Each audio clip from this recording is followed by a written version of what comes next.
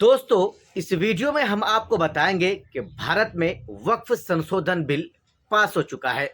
चाहे वो पार्लियामेंट में हो, लोकसभा में हो या राज्यसभा में, दोनों लोकसभा और राज्यसभा।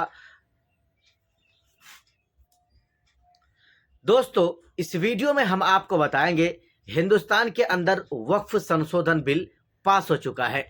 चाहे वो लोकसभा के अंदर हो या राज्यसभा, दोनों जगह से वक्फ संशोधन बिल को हरा झंडा मिल चुका है, दिखा दिया गया है। और हिंदुस्तान के मुसलमानों के साथ एक और दुश्मनी का नया एजेंडा भारत सरकार की तरफ से शुरू कर दिया गया है। वक्फ संपत्तियां, वक्फ प्रॉपर्टीज, वक्फ की जायदाद जो मुसलमानों का है, वो अब मुसलमानों के पास नहीं रहेगा। वो भारत सरकार अपने कब्जे में ले लेगी और फिर उसकी जो मर्जी वो उस चीज को करेगी। जी हाँ दोस्तों, इसी के बारे में हम पूरी जानकारी आपको इस वीडियो के अंदर देने वाले हैं, लेकिन उससे पहले आप मेरा परिचय को जान लीजिए। मैं मोहम्मद असरारुल हक उर्फ सद्दाम हुसैन और आप सुपर सीमांचल न्यूज देख रहे हैं। आइए दोस्तों, हम आपको बताते हैं। जैसे यानी कल से वक्फ संशोधन बिल जो पास हुआ है लोकसभा और राज्यसभा के अंदर, उसके बाद से हिंदुस्तान का माहौल एकदम बदल सा गया है। अलग अलग जगह में मुसलमान प्रोटेस्ट कर रहे हैं, धरना प्रदर्शन कर रहे हैं, नरेंद्र मोदी मुर्दाबाद का नारा लगा रहे हैं, वक्फ संशोधन बिल वापस लो का नारा लगाया जा रहा है। आज दोस्तों जुमा का दिन था, जुमा का दिन है और आज कलकत्ता में जबरदस्त अंदाज में जुमे की नमाज के बाद इस वक्फ का यानी वक्फ बिल जो वक्फ अमेंडमेंट जो बिल है, इस बिल के विरोध लोग सड़क पर उतर चुके थे, नारेबाजी कर रहे थे, भारत सरकार से इस बिल को वापस लेने की अपील कर रहे थे। सिर्फ यही नहीं है दोस्तों, मैं आपको बताऊं, गुजरात में ऑल इंडिया मजलिस इत्तेहादुल मुस्लिमीन पार्टी के जो प्रदेश अध्यक्ष हैं साबिर काबलीवाला साहब, उनकी अगुवाई में गुजरात में भी जबरदस्त प्रोटेस्ट का जो है मुजाहरा वहां पर देखने को मिला। और जो एमआईएम पार्टी के जो प्रदेश अध्यक्ष हैं साबिर काबलीवाला साहब, उनको तो पुलिस ने अरेस्ट भी कर लिया है।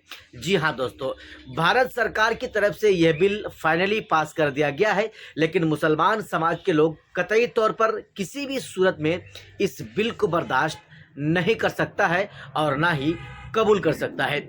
ऐसे में दोस्तों, भारत के मुसलमानों के लिए एक ही रास्ता है। अगर वो इस बिल को वापस दिलाना या वापस लेने पर को मजबूर कर सकता है अगर सरकार को, तो यही है दोस्तों कि मुसलमानों को सड़कों पर उतरना पड़ेगा, मुसलमानों को शांतिपूर्ण तरीके से धरना प्रदर्शन करना पड़ेगा और इस बिल के खिलाफ नारेबाजी करना पड़ेगा। जी हाँ, जिस चीज को लेकर मुसलमान हिंदुस्तान का अब शुरू कर चुका है, मुसलमान अलग अलग जगह में प्रोटेस्ट कर रहे हैं, इस बिल के खिलाफ नारेबाजी कर रहे हैं। और तो और बिहार के मुख्यमंत्री नीतीश कुमार जब से इस बिल का समर्थन किया है, तब से तो नीतीश कुमार की विकेट गिरना शुरू हो चुका है। यानी मुसलमान जो बड़े बड़े चेहरे थे जदयू में, जेडीयू पार्टी में, वो तमाम मुसलमान जो है जदयू पार्टी को इस्तीफा कह चुके हैं, अलविदा कह चुके हैं। अब एमआईएम पार्टी के लिए एक लकी चांस, एक लकी अवसर देखने को मिल सकता है। यानी कि वो तमाम मुसलमान जो जदयू पार्टी से अपने आप को अलग कर रहे हैं, जदयू पार्टी को इस्तीफा दे रहे हैं, तो दोस्तों उनके पास अब दो ही रास्ता बचा है, या तो वो ओवैसी का साथ दे या फिर वो आरजेडी पार्टी यानी तेजस्वी प्रसाद यादव का साथ दे। ऐसे में मुसलमान अब सोच समझकर कुछ भी निर्णय लेगा तो सोच समझ कर लेगा, क्योंकि मुसलमानों के द्वारा लिया गया फैसला का पछतावा मुसलमानों को बाद में होता है। कई दोस्तों बड़े बड़े चेहरे हैं, मुसलमान नाम हैं, जो बीजेपी पार्टी में है, जदयू पार्टी में है, और वो इस वक्फ बिल का जो है वो समर्थन किया है। ये कहा है कि वक्फ संशोधन बिल मुसलमानों के लिए अच्छी बात है, अच्छी खबर है, ऐसा होना चाहिए। हालांकि इन नेताओं की अगर हम बात छोड़ दें तो इन नेताओं के अलावा मुसलमान कोई भी इस वक्फ संशोधन बिल को कबूल नहीं करता है, कबूल नहीं कर सकता है।